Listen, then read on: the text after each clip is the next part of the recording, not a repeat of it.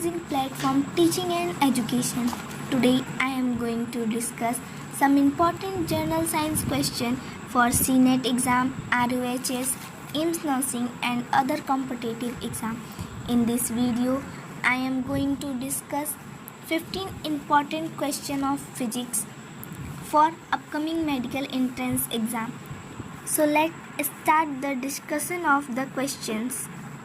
Question number first, the SI unit of entropy is. यहाँ पे हमसे एंट्रोपी का एसआई यूनिट पूछ रहा है, तो इसके लिए हमारे पास ऑप्शन अवेलेबल है। Option A joule per second, option B joule per kelvin, option C kelvin, option D pascal. तो जो हमारा करेक्ट ऑप्शन है यहाँ पे वो हो जाएगा हमारा option number A joule per second. ये एंट्रोपी का एसआई यूनिट होता है। Now the next question, question number 2, the work of unit. The unit of work कह लीजिए या फिर एसआई यूनिट ऑफ वर्क कह लीजिए। तो इसके लिए हमारे पास ऑप्शन अवेलेबल है। Option number A joule, option B watt, option C newton and option D dyne. तो जो हमारा करेक्ट ऑप्शन है एसआई यूनिट ऑफ वर्क वो हो जाएगा हमारा ऑप्शन नंबर ए जूल। जो है वो यूनिट ऑफ वर्क होता है। Now the next question, question number 3, पर second is a unit of. पर सेकेंड जो है वो किस चीज़ का यूनिट होता है, उसके लिए हमारे पास ऑप्शन अवेलेबल है। Option A distance, option B magnetic force, option C shining of light, option D time. तो जो हमारा करेक्ट आंसर है वो हो जाएगा option number A distance. Distance को हमेशा हम पर सेकेंड के हिसाब से देखते हैं कि कितना मीटर कोई ऑब्जेक्ट डिस्टेंस कवर कर रहा है पर सेकेंड में। Now the next question, question number 4, light year is the unit of. Light year को हम किस चीज़ को मेज़र करने के लिए यूज़ करते हैं। तो हमारे पास ऑप्शन अवेलेबल है। Option A distance, option B time, option C intensity of light and option D mass. तो जो हमारा करेक्ट ऑप्शन है लाइट ईयर के लिए वो हो जाएगा option number A distance. Distance को मेज़र करने के लिए हम लाइट ईयर का यूज़ करते हैं। Now the next question, question number 5, which of the following is not a unit of time. यहाँ पे हमारे 4 ऑप्शन दिए गए हैं जिसमें से हमें बताना है कि कौन सा एक यूनिट है जो टाइम के लिए नहीं यूज़ होता है।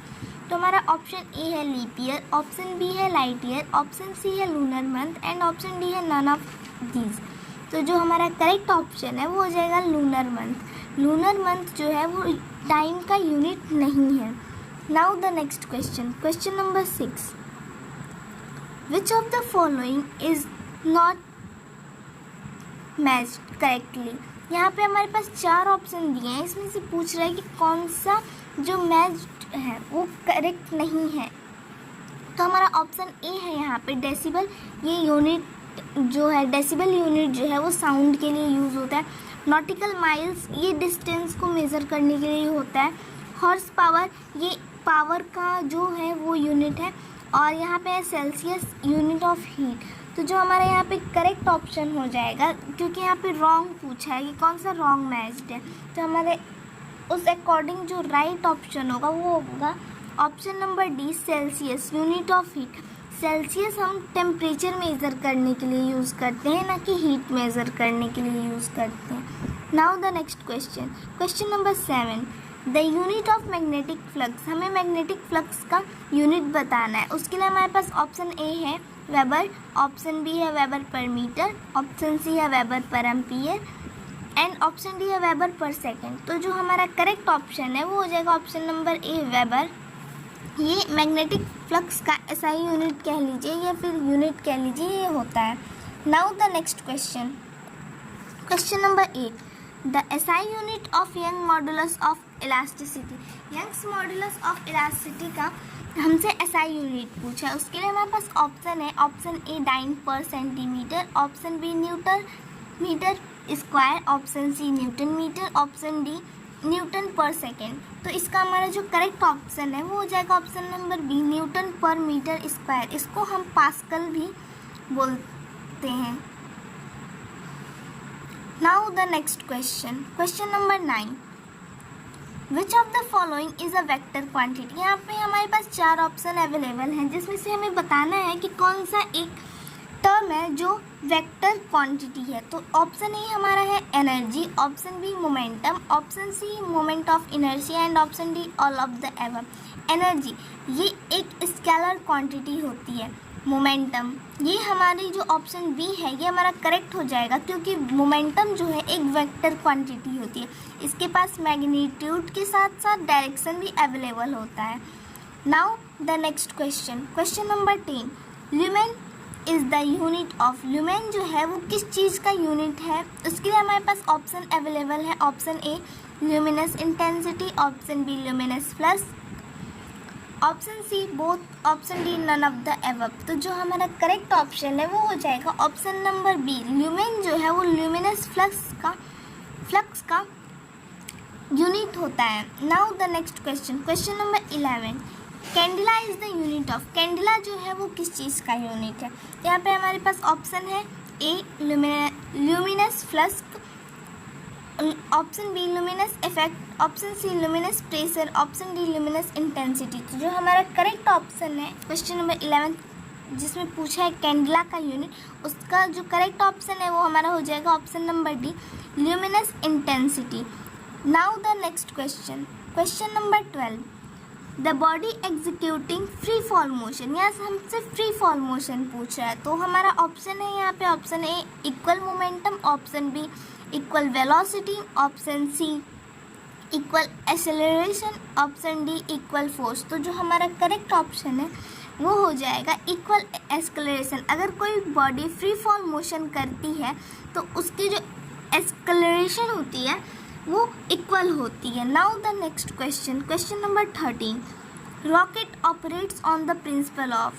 जो रॉकेट है वो किस चीज़ के प्रिंसिपल पे बेस्ड है, उसका मैकेनिज्म।